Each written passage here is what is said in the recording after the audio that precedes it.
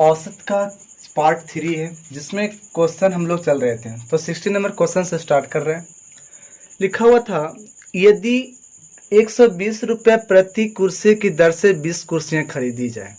तो 20 कुर्सी खरीद रहे हैं, लेकिन कितना रुपया हमारा लग जाएगा? तो 120 रुपये एक कुर्सी का दाम है, तो 20 कुर्सी का दाम कितना होगा? तो 20 गुने 120। फिर कहा जा रहा है कि 130 रुपये की दर से 15 कुर्सी। तो 130 रुपये की दर से 15 कुर्सी खरीद रहे हैं और 150 रुपये की दर से 25 कुर्सी खरीद रहे हैं। तो 150 रुपये की दर से 25 कुर्सी खरीदी गई। तो प्रति कुर्सी का औसत मूल्य क्या होगा? तो देखिए, आपको पहले कुल पैसा कितना लग गया। तो कुल रुपया अगर हम निकालें यहाँ से, तो यहाँ पर हम देखेंगे तो 12 दूना 24, यानी आपको 2400 रुपया लग गया। ठीक है, यहाँ पर निकालेंगे तो 15 गुने 13, तो 15 तिया 45, बचा कितना? 4। अब 15 और 4 19, यानी आपको पास 1950 रुपया लग गया। कितना कुर्सी का? 15 कुर्सी का। यहाँ पे निकालेंगे तो 25 बचे 125, यानी बचेगा 12, और 25 और 12 होता है 37, तो यानी 3750 रुपया लग गया इतना कुर्सी का दाम। तो आपको एवरेज पूछा गया है कि एवरेज प्रति कुर्सी कितनी होगी। तो आपसे पूछा जाएगा कि टोटल कुर्सी आपने कितना खरीदा। तो टोटल कुर्सी हम खरीदे कितना? 20 और 15 35, 35 और 25 कितना? 60। तो टोटल नंबर ऑफ जो कुर्सी है, यानी कुल कुर्सी की संख्या, वो हमारा 25 हो गया। लेकिन हम कितना पैसा लगाएं? तो जो कुल पैसा, यानी हम जब औसत निकालते हैं तो कुल ऊपर और नीचे में कुल, तो कुल कितना पैसा लगाएं? तो हम लोग लगाएं कितना? 0 0 9 1 10 7 17 और 4 21 5 और 6 और 7। आप जो इसको ऐड कर लेंगे अपने तरीके से। हमने कैसे जोड़ा? तो 0 0 हो गया, अब 5 5 10 हो गया, बचा कितना? 1। 9 को दिए तो कितना हो गया? 10, और 7 17 और 4 21, बचा कितना? 2। तो 3 और 2 5 और 1 6 और 6 और 2 8। सॉरी, हाँ, यहाँ से कितना हो गया? 5 6 और 2 8। यहाँ से कितना होगा? 8100। 8100 रुपया उसको लग गया। लेकिन कितने कुर्सी खरीदा? उसने 60 कुर्सी खरीदा। तो 8100 बटे हम 60 कर देंगे तो कट जाएगा, और यहाँ से आपको 3 से काट रहे हैं। 3 से काटेंगे तो यहाँ 27 270 कटेगा ना। 27 थी 81, और यहाँ से 2 बार में जैसे ही काटेंगे तो आपको 1 लगेगा। आपको 7 है तो 3 दूनी 6, यानी 3 आएगा। अब यहीं से ऑप्शन आपको नजर आ जाएगा कि 135 होने वाला। कैसे? यहाँ से 1 बचेगा, 1 और 0 10, यानी आपको 2 बचे 10। तो 135 रुपया प्रति कुर्सी उसको लगा। तो औसत के लिए हम लोग जानते हैं कि औसत में क्या रहता है? कुल ऊपर में और नीचे कुल। तो किसका निकाला गया? पैसा प्रति कुर्सी, मतलब कुर्सी की संख्या नीचे होनी चाहिए। तो टोटल कुर्सी की संख्या कितनी थी? 60, हमने नीचे कर दिया, और कुल पैसा हम कहाँ रख दिए? ऊपर। तो इस प्रकार से हम इस औसत के क्वेश्चन को क्लियर कर चुके। ठीक है, अब क्वेश्चन नंबर हम देखते हैं 7। एक चीज़ बताना चाह रहे हैं कि यहाँ पे आपका डेली जो क्लास है शाम में 9 बजे मिलेगा। ठीक है, डेली 9 बजे आपको डेली आपका पास रहेगा। तो आप जब आपको यहाँ पर रिलीज, मतलब जब आपको दिखाया जाएगा, तो आप डायरेक्ट देख करके उसी वक्त प्रैक्टिस करने का भी प्रयास कीजिएगा। जैसे आपके यहाँ पर क्वेश्चन दिया गया है, इस क्वेश्चन को थोड़ा सा रुक करके आप इसको बनाने का प्रयास कीजिएगा। जैसे से बनाते हैं उस तरह से आप बनाने का प्रयास करेंगे तो भी आपको बेहतर है, आप पॉलिटेक्निक में अच्छा रैंक ला सकते हो। ठीक है, देखिए यहाँ पर लिखा गया है, किसी विद्यालय की एक कक्षा के 2 छात्रों ने गणित में 0 अंक प्राप्त किए। तो कितने छात्र? यहाँ पर देखिए, आप काउंटिंग क्या करना है, तो छात्र की संख्या, कितने छात्र हैं? तो 2 छात्र पहले ही बोल चुका है। अब कहता है कि शेष ने 18 ने, यानी बचा कितना? 18। तो 2 छात्र पहले थे, अब 18 छात्र। तो टोटल छात्र कितने हो गए? तो कुल छात्रों की संख्या यहाँ पर 20 हो जाएगा ना, जिसमें 80% अंक प्राप्त किया है। तो पूछा जा रहा है कि उस कक्षा का औसत अंक क्या होगा। देखिए, पूरा फुल मार्क्स होगा 100 नंबर का। तो सोचिए, जब 100 नंबर के अगर होगा, जिसमें आपको बच्चे के द्वारा लाया गया प्राप्तांक ऊपर में होगा, और ठीक है, बच्चे कितना नंबर लाए, टोटल बच्चे मिला करके ऊपर होगा। औसत निकालना है ना, तो अंक, टोटल अंक ऊपर हो जाएगा। सभी बच्चे को मिला करके कितने बच्चे कितना लाए, और नीचे में कुल बच्चों की संख्या। तो सोचिए, आपको 2 बच्चे 0 नंबर लाए, मतलब इसका तो 2 इंटू 0, अब प्लस कुल अंक हम निकाल रहे हैं। 18 ने कितने अंक लाए? तो 80 लाए। अब हम देख रहे थे कुल विद्यार्थी की संख्या, तो कुल विद्यार्थी की संख्या कितना है? 20 है, क्योंकि 18 ये वाला जिन्होंने नंबर से पास किया, और 2 वो जिसके पास नंबर था ही नहीं, 0 नंबर लाया। ये तो 0 हो गया, खत्म हो गया। जैसे यहाँ से देखेंगे तो आप इसको, ये पार्ट खत्म हो जाएगा तो आप काटोगे यहाँ से 20 चौक का 80 से डायरेक्ट एक ही बार में। जैसे 4 आएगा तो 18 चौक 72, तो आपका आंसर कितना हो जाएगा 72। यानी प्रत्येक बच्चा का अगर हम औसत निकाले हैं तो कितना होगा 72। ठीक है, तो 72 अंक प्राप्त किया है, औसत अंक ये हुआ। ठीक है, चलिए क्वेश्चन नंबर 80 देखिए। क्वेश्चन को थोड़ा सा टाइम लीजिए, 1 मिनट, और इसको सोचिए जल्दी से। पढ़ लिया? क्या है, किसी विद्यालय के शिक्षकों का औसत वेतन 1500 है। तो कोई विद्यालय होगा, उसमें शिक्षक होंगे, तो मान लेते हैं शिक्षक की संख्या अगर X होता तो 1500 एगो का सैलरी है 1500, तो टोटल सैलरी कितना होगा। यानी हम बोल दे कि कुल वेतन शुरू में कितना रहेगा। तो X अगर संख्या मान लें कि कुल शिक्षकों की संख्या अगर X होगी तो कुल वेतन कितना होगा, तो 1500X, क्योंकि एगो का वेतन ना 1500 हो गया, क्योंकि औसत कहने का मतलब प्रति निकाला जाता है कि लगभग 1500 है तो कुल वेतन कितना होगा X। कैसे कहें, तो आप यहाँ पर X ना रख करके आप कुल वेतन जितना भी शिक्षक को मिलता और शिक्षक की संख्या से भागा देते तो कितना मिलता 1500। तो उसी के प्रकार से हम यहाँ पर ही लिख सकते हैं कि कुल वेतन उसका कितना हो गया 1500X पहले। लेकिन अब कहता है कि 2 शिक्षक जब नियुक्ति हो जाता है तो कुल वेतन में 2000 बढ़ गया, तो आपको कुल वेतन इतना है, तो इस पूरे कुल वेतन में कितना बढ़ गया 2000 बढ़ गया। यानी अब हम जब औसत निकालेंगे नया वाला औसत, तो नया वाला औसत में क्या होगा, कुल वेतन तो अब मेरा 2000 बढ़ा हुआ है ना, तो कुल वेतन पहले था 1500X, लेकिन इसमें कितना बढ़ गया 2000। आप जब इसको बटा करते हैं किसको से, टीचर शिक्षकों की संख्या से, तो शिक्षक तो पहले X थे, लेकिन अब 2 शिक्षक यहाँ पर नियुक्ति हो गई थी, और जब नियुक्ति हो गई तो हम 2 शिक्षक को क्या कर देंगे, जोड़ देंगे। अब जब बराबर यहाँ पर करेंगे तो कितना, तो बोल रहा है कि औसत वेतन में उसको 50 रुपया घट जाता है। यानी पहले औसत वेतन 1500 था, और जब 50 रुपया घट गया तब कितना बचेगा 1450। आपको क्या करना है, इसको क्रॉस मल्टीप्लीकेशन करो, 1500X प्लस 2000 बराबर 1450 इंटू X प्लस 2। जब यहाँ से देखेंगे तो कितना आएगा 1500X प्लस 2000 बराबर यहाँ से 1450X और प्लस 14 दूनी 28 2900। इसको इधर लाते हैं, जैसे इसको इधर लाएंगे तो आएगा 1500X माइनस 1450X बराबर इधर 2900 था, और इधर 2000 को उधर लेके जाते हैं। तब यहाँ पर देखेंगे अब कि 1500 में से 1450 घटाएंगे तो बचेगा 50X, और यहाँ से 2900 में से 2000 घटाएंगे तो बचेगा 900। 1 0 से कट गया, कितने बार में 18 बार में, यानी X बराबर 18, तो 18 व्यक्ति थे। ठीक है, तो शिक्षकों की वर्तमान संख्या कितनी थी 18। कोई दिक्कत? चलिए नेक्स्ट क्वेश्चन चलते हैं। चलिए क्वेश्चन पढ़िए। एक बल्लेबाजी अपनी 51वीं पूर्ण पारी में कुछ रन बनाता है, जिससे उसका औसत 59.6 से बढ़कर 60 हो जाता है। तो बल्लेबाज ने 51वीं पारी में कितने रन बनाए। तो देखिए आप इसको थोड़ा सोचिए, लीजिए 10 सेकेंड 20 सेकेंड लीजिए, और उसके बाद इसको बना करके देखिए। आपको टाइम स्टार्ट मतलब बनाइए जल्दी से, कुछ टाइम लीजिए।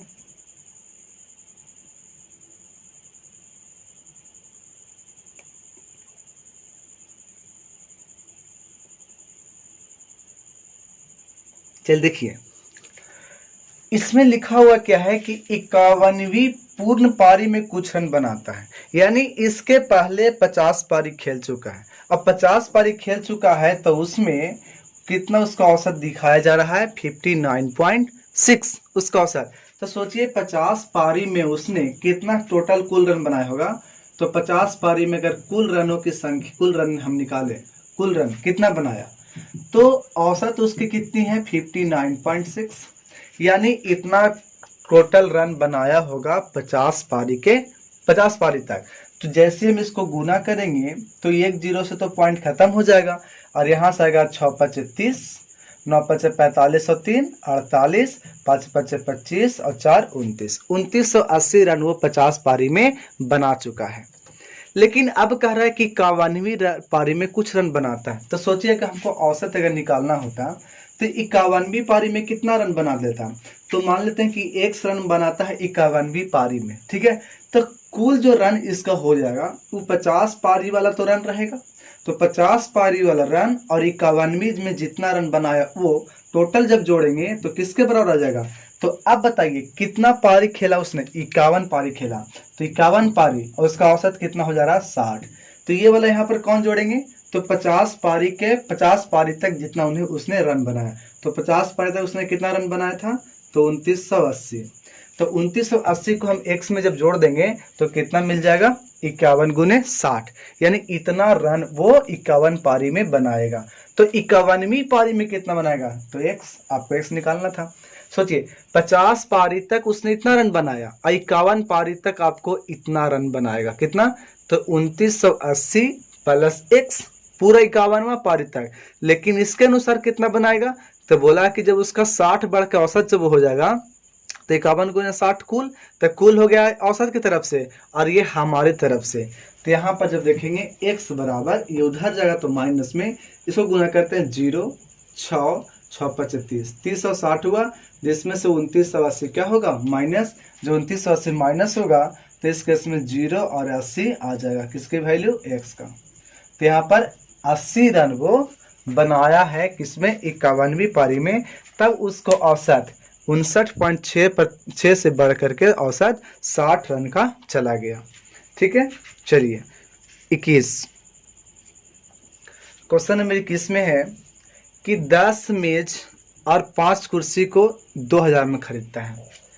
ठीक है, तो मान लेते हैं कि 10 को मेज होगा, मेज का दाम 100 रुपया, और 5 कुर्सी है, ठीक है, और 5 कुर्सी है तो पांचों का औसत मूल्य है एक होगा कितना, 120, तो पांचों मिला करके कितना होगा, 5 × 120।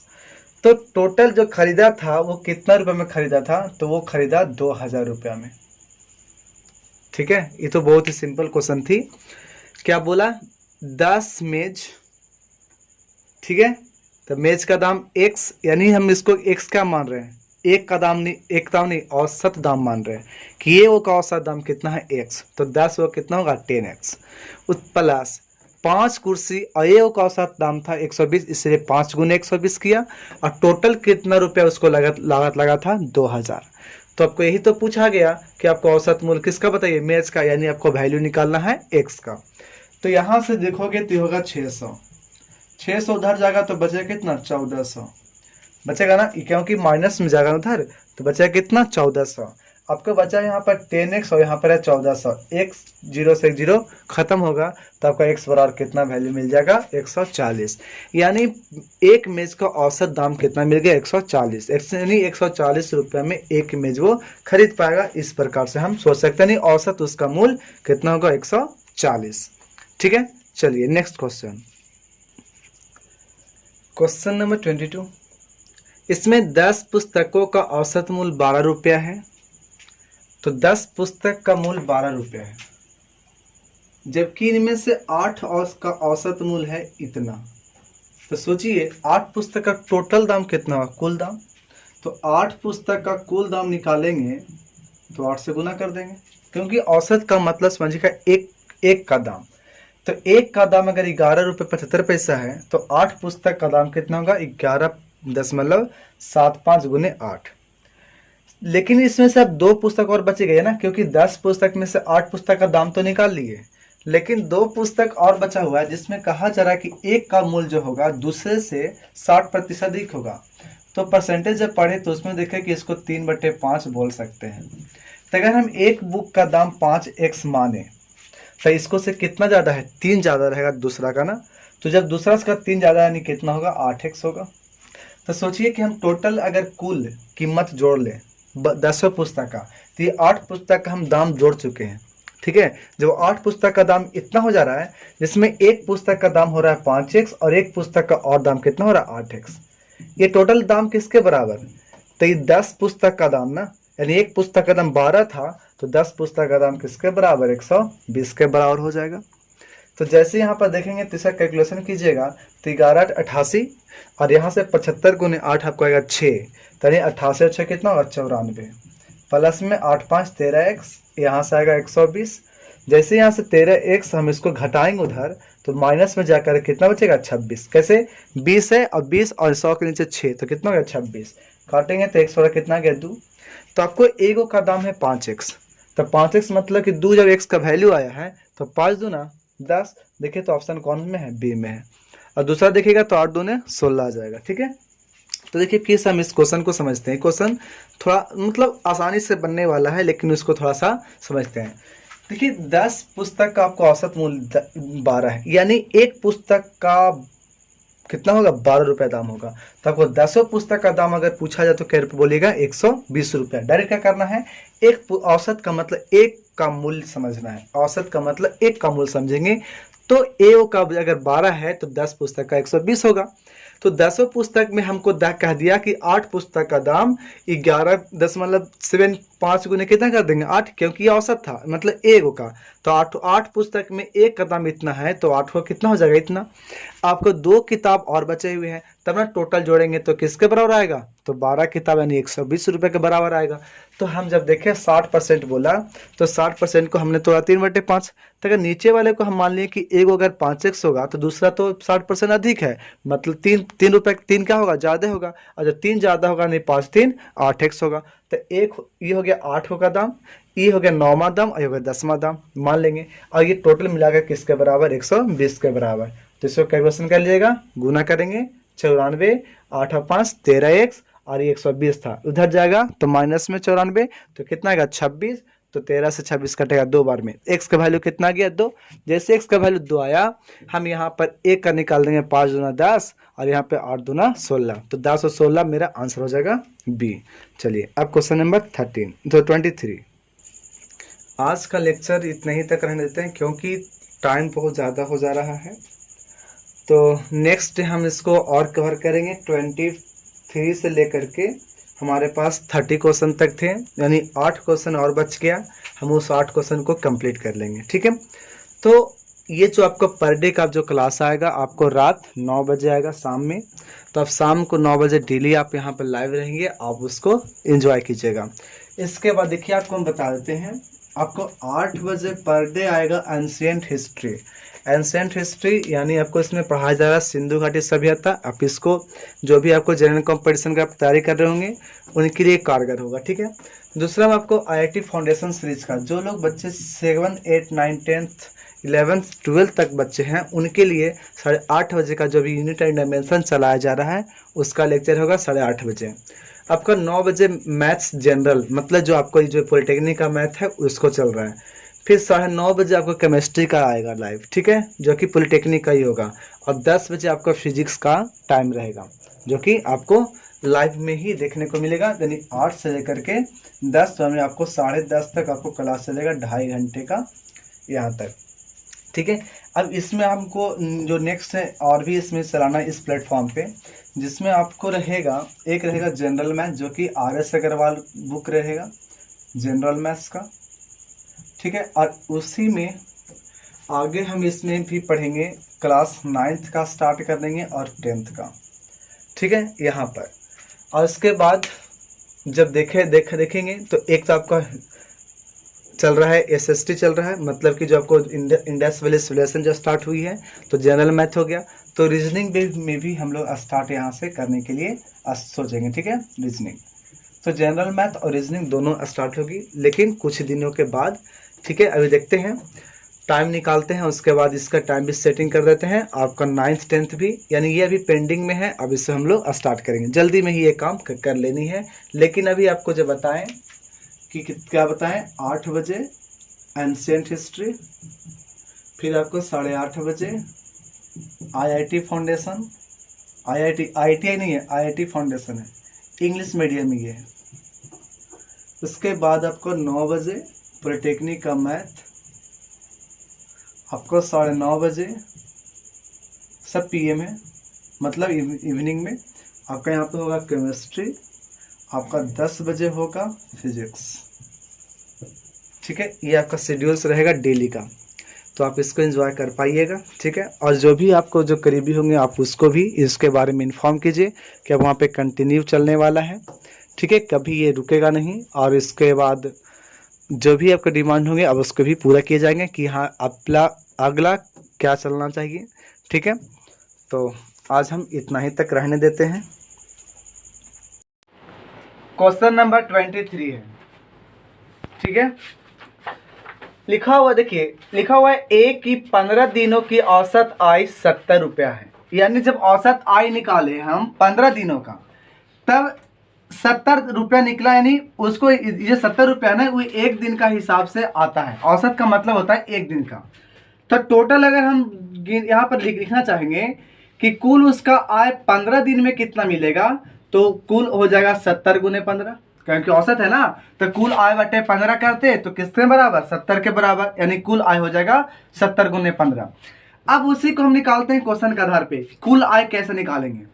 तो लिखा हुआ पहले 5 दिनों की आय का औसत है 60 रुपया, पहले 5 दिन का, मतलब पहले 5 दिन में वो कमा लेगा इतना रुपया।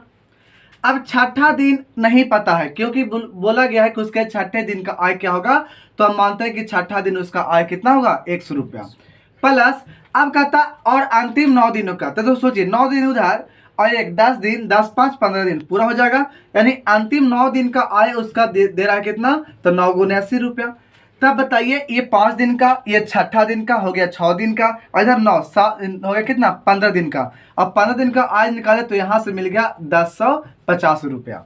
यहाँ से देख रहे थे तो 6 25 300, यहाँ से है x, और यहाँ से है 9 8 72 720, और ये होगा 1050।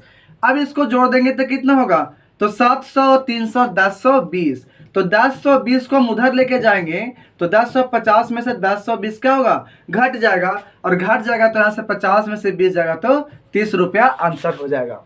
ठीक है, तो यहाँ से आंसर कितना होगा, डी। क्वेश्चन नंबर 24 में है कि 500 कामगारों की औसत मजदूरी 200 थी, तो सोचिए टोटल मजदूरी कितना मिला होगा, तब बोल देंगे ना कि 500 गुने 200। बाद में पता चल रहा है कि 2 कामगारों की मजदूरी 80 और 220 की जगह, यानी ओरिजिनल उसकी वैल्यू कितनी थी, 80 और 220 ओरिजिनल वैल्यू, लेकिन पर कितना लिया गया मिस्टेक से, तो 180 और 20, तो ये फालतू में ना पढ़ लिया गया, इसके जगह पे ये होना चाहिए था। इसका मतलब है कि कुल मजदूरी मिलना चाहिए था ये वाला, और गलती से मिल गया ये वाला, तो इसको क्या कर देंगे, हटा देंगे। तो हटा देंगे तो 180 और 20 हम हटा दिए, और तो ये वाला क्या करना पड़ेगा, शामिल कर लीजिए, और इसको शामिल करेंगे तो कितना होगा, 220 शामिल कर लेते हैं। तो यहाँ से आएगा 200 घट रहा है और 300 जुट रहा है, मतलब ओवरऑल 100 रुपये का हो रहा है, जुटेगा। और यहाँ से निकालेंगे तो 5 दूना 10, यानी 1 लाख रुपया आपको यहाँ से मिल रहा था। 1 लाख रुपये यहाँ से और 100 रुपये ये, तो टोटल 1,01,00,000 रुपया उसको मजदूरी मिला। लेकिन पूछ रहा था क्या, अब औसत मजदूरी, तो ये टोटल का मजदूरी ना है 1,01,00,000, तो मजदूरी चाहिए औसत, तो कितना कामगार था, 500, 500 से भागा देंगे, 20 कट गया, जिसको भागा देंगे यहाँ पर तो 20 25 100, तो यानी 200 तो आ जाएगा यहाँ से, एक था इसलिए, अब पॉइंट जिसे देंगे तो 1 है, तो मतलब 0 बैठा देंगे तो 5 दूना 10, तो 200.2 आ जाएगा, तो आंसर कौन हो जाएगा, बी। देखिए एक सप्ताह के पहले 3 दिनों का औसत तापमान 27 डिग्री है तथा अगले 3 दिनों का 29 डिग्री है। यदि पूरे सप्ताह का औसत 28.5 डिग्री है तो सप्ताह के अंतिम दिनों का तापमान बताइए। हम जानते हैं कि सप्ताह में 7 दिन होता है, तो 7 दिन में पहले 3 दिन का दे दिया है और फिर बाद में 3 दिन का दे दिया है, तो बचा कितना, 1 दिन, और यही लास्ट का दिन का तापमान आपको बताना है। तो जल्दी से इसको बनाइए, टाइम लीजिए कुछ देरी।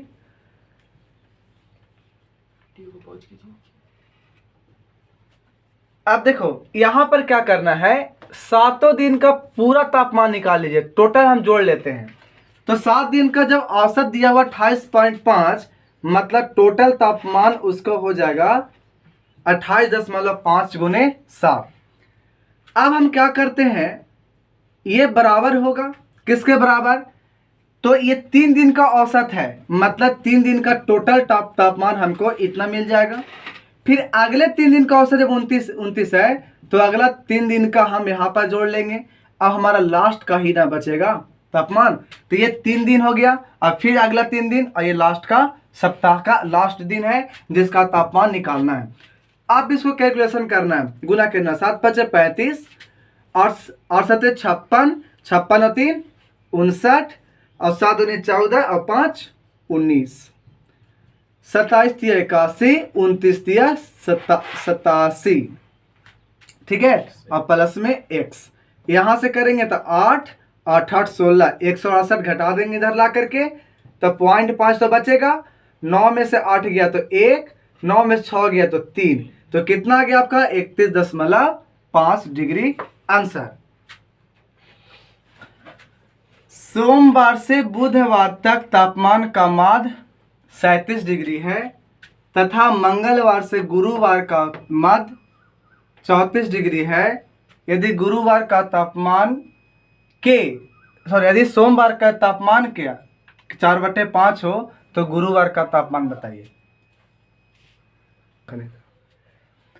देखिए यहां पर क्या लिखा है, यदि गुरुवार का तापमान सोमवार का, यानी गुरुवार का जो तापमान है उस सोमवार का कितना है 4/5 इतना है। तो इसको अगर हम निकालना चाहते तो m को नीचे लाते तो t/m आता और नीचे यहाँ पे कितना था 4/5। तो अब इसको अगर हम लिखना चाहते तो t = 4x लिख सकते हैं क्या, यानी आपको थर्सडे यानी गुरुवार का तापमान कितना होगा 4x और मंडे को कितना होगा 5x। इसको हेल्प लेकर के हम आगे क्लियर यहां पर करते हैं। देखिए क्या कह रहा था, सोमवार से बुधवार तक, यानी ये हो गया सोमवार मंगलवार बुधवार का माध्य तापमान कितना था 37, यानी यहाँ पर 37 × 3 लिख सकते हैं टोटल तापमान। उसी प्रकार से यहाँ पर मंगलवार से गुरुवार, तो मंगलवार बुधवार और गुरुवार का तापमान का माध्य है 34, यानी इतना माध्य हो जाएगा। क्या करते हैं घटा देते हैं सबको, तो ये दोनों तो कट जाएगा। ये आपका मंडे कितना था 5x में से ट्यूसडे थर्सडे कितना था 4x घट जाएगा। दोनों में 3 कॉमन ले लेंगे तो यहाँ से क्या होगा 37 और यहाँ पर 34 घटेगा, तो यहाँ से आएगा x और यहाँ पर आएगा 3 × 3, यानी x का वैल्यू कितना आ गया 9। पूछा गया किसका गुरुवार का, और गुरुवार का कितना था 4x, तो यहाँ से 4 × 9 यानी आपका 36 डिग्री आंसर। तो आंसर कितना हो जाएगा बी। यहां पर दिया गया है 9 जनवरी से 17 जनवरी कितना दिन हुआ सो पहले बताइए। तो 16 में से अगर 9 घटाते तो 7 मिलता, लेकिन 9 को छोड़ देते तब मिलता 7 दिन। यहाँ पर कितना दिन हो जाएगा 8 दिन हो जाएगा। तो 9 जनवरी से लेकर के 16 जनवरी तक दोनों दिन सहित रोज का औसत तापमान इतना था। तो बोल दे कि 9 जनवरी 10 11 12 13 14 15 16 टोटल कितना होगा। टोटल का अगर हम लोग प्लस करें तापमान का तो कितना मिलेगा, तो 38.6 × 8। अब कह रहा था कि 10 से 17 जनवरी तक, तो 10 11 12 13 14 15 16 17 जनवरी तक अगर देखें तो इसका तापमान कितना था 39.2। ये भी कितना दिन होगा 8 दिन। तो पूछा गया है आपका इसका तापमान कितना होगा, जबकि इसका तापमान आपको दिया हुआ। तो क्या करें, इसका तापमान पहले जाकर घटा देते हैं इसको में, तो इतना का तापमान हमको इकट्ठा मिल जाएगा। तो घटाएंगे 9 का तापमान, और 9 का तापमान कितना है तो 34.6। घटाइए, पहले इसको गुना करना पड़ेगा ना, गुना करिए 8 छक 48, फिर 8 64 और 4 68, फिर 8 3 24 और 6 30। तो 308 में से इतना घटाएंगे तो पहले 8 में से 6 जाएगा तो 0 मतलब 2 आ जाएगा, 8 में से 4 जाएगा तो 4 आएगा, 0 में से 3 जाएगा तो 7 आएगा, और 3 तो यहाँ पे कितना हो जाएगा 2। यानी यहाँ से आ रहा था 274.2 डिग्री। कितना के मान, इतना के मान। तो इसके जगह पे हम रख सकेंगे 274.2 डिग्री, और 17 डिग्री का आपको मान पूछा गया है। और यहाँ से गुना कितना है 17 जनवरी को, तो गुना कीजिए यहाँ से 9 दूना 8 दूना 16, 9 दूनी 18 एक 19, 8 तरीके 24 और एक 25, कितना हुआ 259.6 डिग्री। कहीं मिस्टेक हो रहा है कैलकुलेशन में, ठीक है। फिर से देखो देख लेते हैं, 9 का कितना 34.6, ठीक है। यहां से गुना कीजिए, पहले कैलकुलेशन कीजिए तो 8 छक 48, 8 64 और 4 68 बचा 6, 8 तरीके 24 और 36, एक अंक के बाद पॉइंट्स, ठीक है। 8 में 6 गया 2, 8 में 4 गया 4, 0 में से, हाँ अब यहाँ से ही गड़बड़ था क्योंकि बस 34 था, तो यहाँ पर कितना हो जाएगा, सॉरी नहीं सही था, यहाँ पर 2, तो 274.2 डिग्री। इसका वैल्यू आ गया 274.2 डिग्री। अब यहाँ से जब यहाँ पर लिखेंगे तो गुना करेंगे 8 दूनी 16, 9, हाँ यहाँ पर 8 दूनी 16 और 9 8 72 और 1 73, 8 तरीके 24 और 7 31, यहाँ से आता 313.6। आपका वैल्यू निकालना 17 जनवरी का क्या होता, तो ये इधर प्लस में, उधर लेके जाएंगे तो माइनस में, तो 313.6 में से 274.2 को घटाना पड़ता। जब घटाते तो 6 में से 2 घटता तो बचता 4। आपका 4 वाला बस ईगो आंसर है, ठीक है। आप इसको आगे देख लीजिए, तो 13 में से 4 जाएगा तो 9, बचा कितना यहाँ पर 0, 0 में 7 जाता तो 3, बचा कितना 2, 2 में से 2 जाता 0, तो आप कितना आ जाता 39.4। मान लेते हैं यहाँ पर, देखिए क्वेश्चन क्या है, किसी कक्षा में 45 छात्रों के प्राप्तांक का औसत, तो बताइए कुल प्राप्तांक कितना होगा, तो 40 गुने 45, ठीक है। कुल आपका प्राप्तांक कितना होगा। उत्तीर्ण छात्रों का औसत 52 है, लेकिन पता नहीं कितना छात्र उत्तीर्ण होंगे, और अनुत्तीर्ण छात्रों का औसत कितना 16, ये भी नहीं पता है। तो काम करते हैं, अनुत्तीर्ण को मान लेते हैं x, अनुत्तीर्ण को, तो 16 गुने x नंबर लाया होगा कौन, अनुत्तीर्ण वाला, तो उत्तीर्ण वाला कितना बच्चा बच जाएगा, तो 45 माइनस x जो स्टूडेंट होगा क्या होगा, उत्तीर्ण वाला, और उत्तीर्ण कितना नंबर ला रहा था 52। चलिए ठीक है, अब यहां से 16x आ जाता, गुना करेंगे यहां से तो कितना आएगा, जल्दी से बताइए, 45 गुने 2, हाँ 52, कितना आया 23 40 माइनस 52x, यहां से करेंगे 45 दूनी 90, 90 दूनी 180, 1800।